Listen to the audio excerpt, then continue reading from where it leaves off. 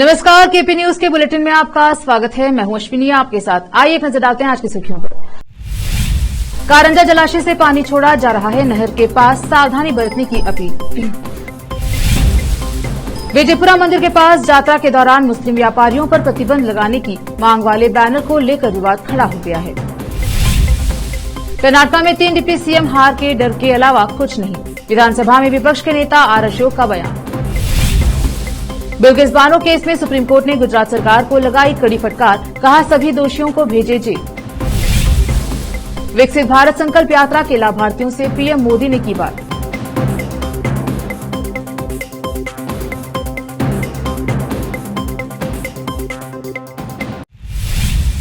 अब समाचार विस्तार से। कर्नाटक सिंचाई निगम नियमित केपीसी डिवीजन नंबर 1 बीदर कार्यकारी अभियंता ने घोषणा में कहा कि बारिश की कमी के कारण किसानों ने अपनी खेतों की सिंचाई के लिए नहर के माध्यम से पानी छोड़ने का अनुरोध किया है, क्योंकि किसानों द्वारा अपने खेतों में बोई गई तोगरी की फसल, मक्का, चने की फसल बर्बाद हो जाएगी। कारंजा जलाशय से दाएं किनारे, बाएं किनारे कारंजा एटा सिंचाई नहरों की ओर मोड़ दिया गया है और किसानों की मांग के अनुसार धीरे धीरे नहरों में पानी पहुंचाया जाएगा। इसलिए जनता नहर के पास न उतरे, कपड़े न धोए, तैरे न और मवेशियों के लिए पानी पिलाने न जाए। विशेष संवाददाता की रिपोर्ट। बसपा कल्याण शहर के बस स्टैंड के पास सड़क किनारे ठेलों की संख्या बढ़ गई है और दुकान संचालक ठेले के सामने पत्थर पार कर देते हैं। इन ठेलों के व्यवसायियों से उन्होंने प्रतिवर्ष 40 से 50 हजार किराया वसूला है। श्री धनराज डी राजोले, जो एक सामाजिक कार्यकर्ता और कन्नड़ साहित्य परिषद के आयोजन सचिव है, ने कहा कि इस कार्य पर ध्यान देना चाहिए। विशेष संवाददाता की रिपोर्ट।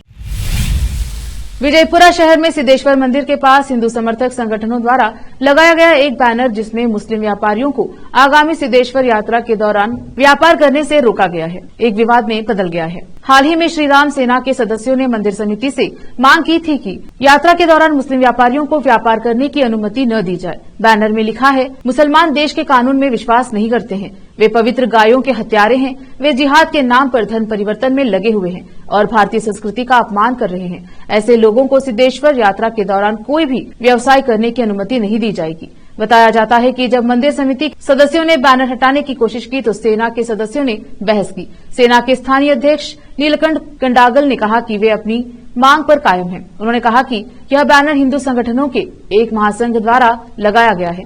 मंदिर सभी हिंदुओं का है, सिर्फ समिति का नहीं। इसे हमारी मांग पूरी करनी चाहिए। उनकी मांग पर कोई निर्णय नहीं लेने के लिए भाजपा विधायक बसवनगौड़ पाटिल यत्नाल, जो मंदिर समिति के अध्यक्ष हैं, उनकी आलोचना करते हुए कंडागल ने कहा, एक तरफ वह खुद को हिंदू आइकॉन कहते हैं और हिंदू हितों के लिए लड़ते हैं, दूसरी ओर वह हमारी मांग पर निर्णय नहीं ले रहे हैं। इससे पता चलता है कि यत्नाल दोहरा रुख अपनाए हुए हैं। विधानसभा में विपक्ष के नेता आर अशोक ने कहा कि कुछ आंतरिक सर्वेक्षणों के अनुसार कांग्रेस केवल 3 से 4 सीटें जीतेगी, जबकि भाजपा को आगामी लोकसभा चुनाव में 25 से अधिक सीटें जीतने की उम्मीद है। इन सर्वेक्षण रिपोर्ट ने कांग्रेस नेताओं के बीच घबराहट पैदा कर दी है, जिन्हें लोकसभा चुनाव के बाद अपनी राज्य सरकार की स्थिरता के लिए खतरा महसूस हो रहा है। वे 3 उप मुख्यमंत्रियों के बारे में बात कर रहे हैं। मंत्री प्रियांक खरगे भी जीसीएम पद की मांग कर रहे हैं। मंत्री जी परमेश्वर दलित सीएम की बात कर रहे हैं। यह और कुछ नहीं बल्कि हारने का डर है। भाजपा कार्यालय के अपने दौरे के दौरान मंगलूर में पत्रकारों से बात करते हुए अशोक ने आरोप लगाया कि राज्य की कांग्रेस सरकार कार सेवकों के खिलाफ पुराने मामलों को फिर से खोलकर हिंदुओं को निशाना बना रही है, लेकिन भाजपा इस तरह की दबाव रणनीति के आगे नहीं झुकेगी। आपातकाल के दौरान भी हमारे कार्यकर्ताओं को जेल भेजा गया और उन्होंने बिना किसी डर के स्थिति का सामना किया। रविवार की रात गदग जिले में उनके पास मौजूद धातु का कटआउट लाइव वायर के संपर्क में आने से 3 की मौत हो गई और 3 अन्य घायल हो गए। यह पोस्टर अभिनेता यश के जन्मदिन के लिए लगाया जा रहा था। मृतकों की पहचान लक्ष्मेश्वर तालुका के सिनरागी गांव के 21 वर्षीय हनुमंत हरिजन, 20 वर्षीय मुरली नादू विनमणि और 19 वर्षीय नवीन गाजी के रूप में हुई है। मंजुनाथ हरिजन, प्रकाश मयागिरी और दीपक हरिजन का लक्ष्मेश्वर तालुका अस्पताल में इलाज चल रहा है। सुरनागी गांव के 10 युवाओं ने 8 जनवरी को आने वाले सैंडलवुड अभिनेता यश का जन्मदिन मनाने की योजना बनाई थी और उन्होंने लगभग 25 फीट का एक बड़ा धातु कटआउट बनाने की योजना बनाई थी। जब वे मेटल कटआउट लगा रहे थे तो वह बिजली के तार के संपर्क में आ गया और 3 की मौके पर ही मौत हो गई और 3 अन्य घायल हो गए और बाकी मौजूद युवाओं ने और अन्य 3 युवकों को बचाने के लिए कड़ी मेहनत की जा रही है। रुकते हैं छोटे से ब्रेक के लिए, जल्द लौटेंगे ब्रेक के बाद।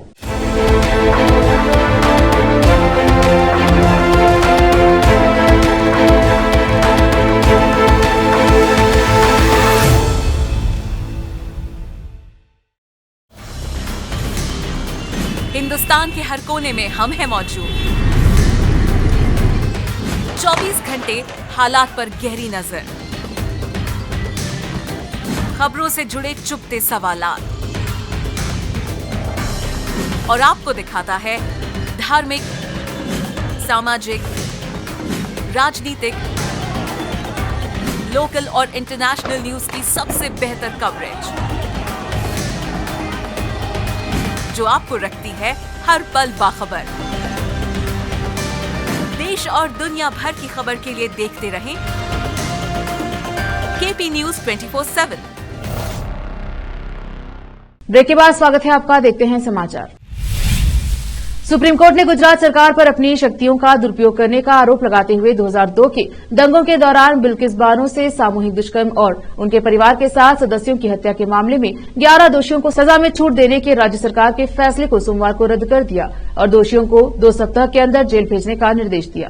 न्यायमूर्ति बीवी नागरत्ना और न्यायमूर्ति उज्जवल भुइया की पीठ ने कहा कि सजा में छूट का गुजरात सरकार का आदेश बिना सोचे समझे पारित किया गया और पूछा कि क्या महिलाओं के खिलाफ जघन्य अपराधों के मामलों में सजा में छूट की अनुमति है, चाहे वह महिला किसी भी धर्म या पंथ को मानती हो। घटना के वक्त बिल्किस बानो 21 साल की थी और 5 माह की गर्भवती थी। बानो से गोधरा ट्रेन अग्निकांड के बाद 2002 में भड़के दंगों के दौरान दुष्कर्म किया गया था। दंगों में मारे गए उनके परिवार के 7 सदस्यों में उनकी 3 साल की बेटी भी शामिल थी। गुजरात सरकार ने सभी 11 दोषियों को 15 अगस्त 2022 को सजा में छूट दे दी थी और उन्हें रिहा कर दिया था।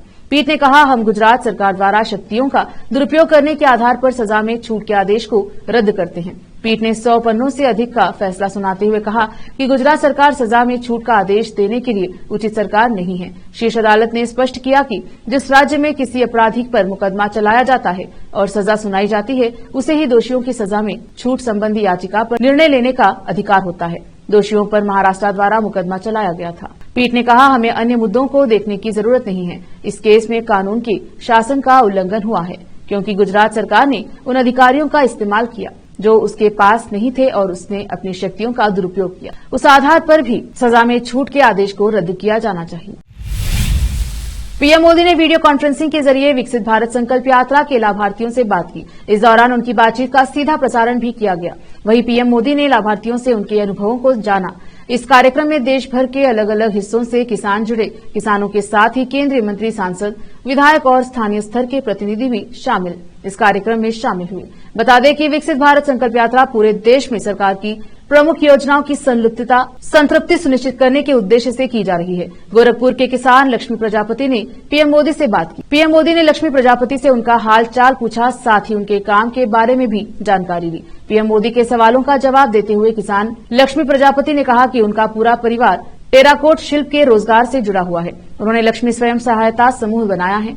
इस समूह में 12 परिवारों के कुल 75 लोग जुड़े हुए हैं और इन सभी लोगों की वार्षिक आमदनी 1 करोड़ रुपए से भी अधिक की हो जाती है। वहीं ओडीओपी के बारे में पूछे जाने पर लक्ष्मी प्रजापति ने बताया कि मैं सरकार का धन्यवाद देता हूं कि ओडीओपी के तहत सभी शिल्पियों को उपकरण उपलब्ध कराएं। साथ ही अलग अलग शहरों में लगने वाली प्रदर्शनियों में भी भाग लेने का मौका मिलता है। वहीं पहले की सरकार और अब के डबल इंजन की सरकार की योजनाओं के बारे में किसान लक्ष्मी प्रजापति ने बताया कि पहले की सरकार में योजनाओं का पता ही नहीं चलता था, जिससे लाभ भी नहीं मिल पाता था, लेकिन अब योजनाओं का पता भी चलता है और उनका सीधा लाभ भी मिलता है। लोकसभा चुनाव के पास आते आते विपक्षी दलों के गठबंधन इंडिया के बीच सीट शेयरिंग को लेकर विवाद बढ़ता जा रहा है। सभी दल कांग्रेस को जल्द से जल्द सीट शेयरिंग के मुद्दे को सुलझाने के लिए संदेश भेज रहे हैं। इसी बीच बिहार सीएम नीतीश कुमार के पार्टी के वरिष्ठ नेता केसी त्यागी ने कांग्रेस पर बड़ा आरोप लगाया है। केसी त्यागी ने कहा कि कांग्रेस पार्टी सिर्फ अपना सोच रही है और हम लोग इंडिया गठबंधन के बारे में। जेडीयू नेता केसी त्यागी ने कहा कि जेडीयू इंडिया गठबंधन की संस्थापक दल है। उन्होंने कहा कि भाजपा की बढ़ी हुई तैयारियां उन्हें चिंता में डाल रही हैं। गठबंधन के संरचनात्मक ढांचे से लेकर उम्मीदवारों के चयन और संयुक्त सभाओं के न होने से वह चिंतित हैं। उन्होंने कहा कि हम चाहते हैं कि ये चीजें जल्द से जल्द दुरुस्त हों। उन्होंने ये भी कहा कि नीतीश के लिए संयोजक पद अब ज्यादा महत्व नहीं रखता है। केसी त्यागी ने कहा कि कांग्रेस रूल स्टेट में या जहां कांग्रेस बड़ी पार्टी है वहां सब कुछ ठीक है, वहां किसी के साथ कोई सीट शेयरिंग नहीं है, लेकिन जहां नॉन कांग्रेस सरकार है वहां अनुपात से ज्यादा सीट मांगना कांग्रेस पार्टी का अव्यवहारिक बात है। केसी त्यागी ने कहा कि कांग्रेस को पश्चिम बंगाल में राष्ट्रपति शासन की मांग नहीं करनी चाहिए, ये भाजपा के हाथों में खेलने जैसा है। वक्त एक और छोटे से ब्रेक का, जल्द लौटेंगे ब्रेक के बाद।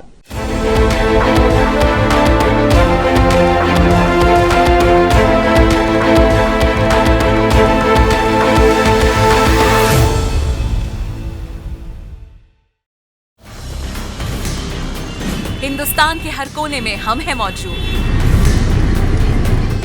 24 घंटे हालात पर गहरी नजर, खबरों से जुड़े चुपते सवालात,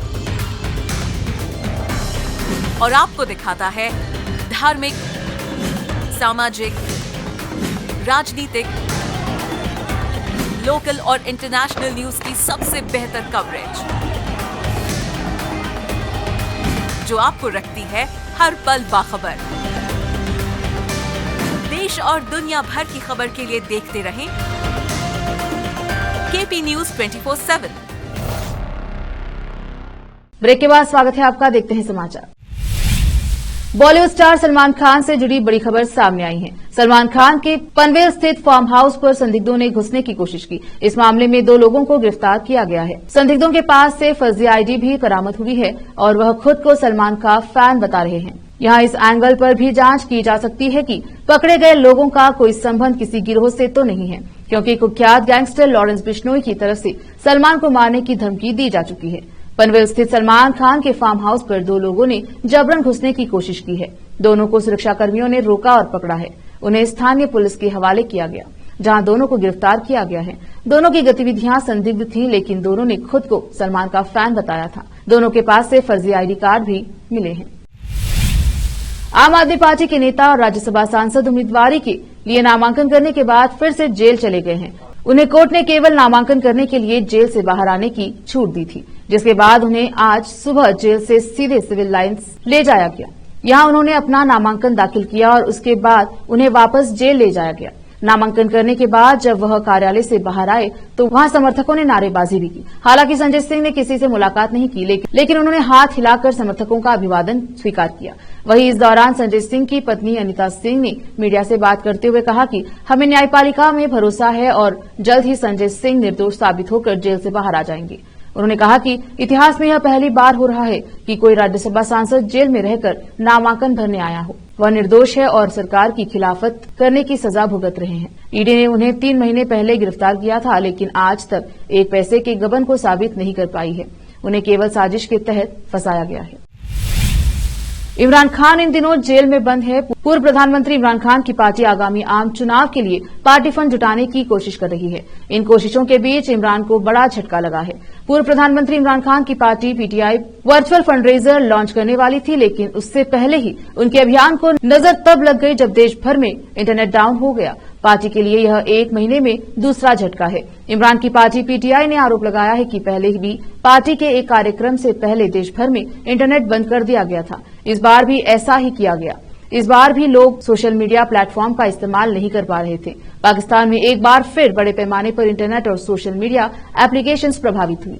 देश भर के इंटरनेट यूजर्स ने शिकायत की है कि उन्हें फेसबुक, इंस्टाग्राम, एक्स स्ट्रीमिंग इत्यादि सोशल मीडिया प्लेटफॉर्म को यूज करने में दिक्कत हो रही थी। संयोग से पाकिस्तान में इंटरनेट ऐसे वक्त पर डाउन हुआ है जब पूर्व प्रधानमंत्री इमरान खान की पार्टी पीटीआई ऑनलाइन फंड जुटाने के लिए वर्चुअल फंडरेजर लॉन्च करने वाली थी। पाकिस्तान अखबार डॉन की रिपोर्ट के मुताबिक live matrix, x, Twitter, Facebook, Instagram और यूट्यूब सहित पाकिस्तान में सोशल मीडिया प्लेटफॉर्म्स पर राष्ट्रीय स्तरीय व्यवधान देखा गया। पिछले महीने पीटीआई द्वारा एक वर्चुअल पावर शो के दौरान इंटरनेट डाउन की एक ऐसी ही घटना सामने आई थी। इजरायल ने आतंकी संगठन हिजबुल्लाह को एक खतरनाक चेतावनी दे डाली है। इजरायल ने हिजबुल्लाह को कहा कि वे हिजबुल्लाह से लड़ने के लिए एक और जंग के लिए तैयार हैं। हिजबुल्लाह ने इजरायल के एक एयरपोर्ट पर अटैक किया है। इसके बाद बौखला इजरायल ने हिजबुल्लाह को यह चेतावनी दी। इजरायली सेना ने रविवार को कहा कि हिजबुल्लाह ने उत्तरी इजरायल में एक हवाई यातायात नियंत्रण अड्डे पर हमला किया। इजरायल गाजा में हमास के साथ जंग लड़ रहा है। वहीं लेबनान में स्थित हिजबुल्लाह संगठन भी उत्तरी इजरायल पर लगातार हमले कर रहा है। हिजबुल्लाह को ईरान का समर्थन प्राप्त है। हिजबुल्लाह को इजरायल ने चेतावनी ऐसे समय पर दी है जब अमेरिका मीडिया ईस्ट में जंग को समाप्त करने के लिए अपने स्तर पर लगातार प्रयास कर रहा है। अमेरिकी विदेश मंत्री एंटनी ब्लिंकन भी मिडिल ईस्ट के दौरे पर हैं और वे इजरायल का दौरा भी करने के लिए तैयार हैं। उत्तर कतर गए प्रमुख मध्यस्थ ब्लिंकन ने कतर में बातचीत के बाद संवाददाताओं से कहा कि यह एक ऐसा संघर्ष है जो आसानी से नया रूप ले सकता है। इससे भी अधिक असुरक्षा और पीड़ा का वातावरण इस इलाके में बन सकता है। इजराइल और हिजबुल्लाह के बीच सीमा पार लड़ाई में लगातार बढ़ोतरी ने क्षेत्रीय संघर्ष को रोकने के लिए अमेरिकी प्रयास को जटिल बना दिया है। इजरायली सेना ने रविवार को कहा कि हिजबुल्लाह ने उत्तरी इजराइल में एक हवाई यातायात नियंत्रण अड्डे पर हमला किया। इसके साथ ही इजरायली सेना ने ईरान समर्थित चरमपंथी समूह के साथ एक और युद्ध शुरू होने की चेतावनी दी। लेबनान के साथ लगती सीमा पर लड़ाई ऐसे वक्त में बढ़ गई है जब इजरायली गाजा में हमास चरमपंथियों से लोहा ले रहा है। फिर से एक नजर आज की सुर्खियों पर। कारंजा जलाशय से पानी छोड़ा जा रहा है, नहर के पास सावधानी बरतने की अपील। विजयपुरा मंदिर के पास यात्रा के दौरान मुस्लिम व्यापारियों पर प्रतिबंध लगाने की मांग वाले बैनर को लेकर विवाद खड़ा हो गया है।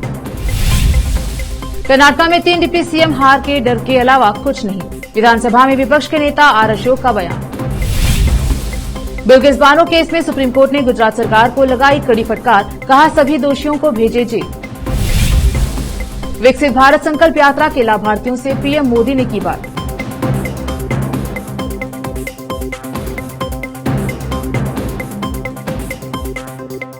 केपी न्यूज के बुलेटिन में आज इतना ही। देखते रहिए केपी न्यूज 24/7। धन्यवाद।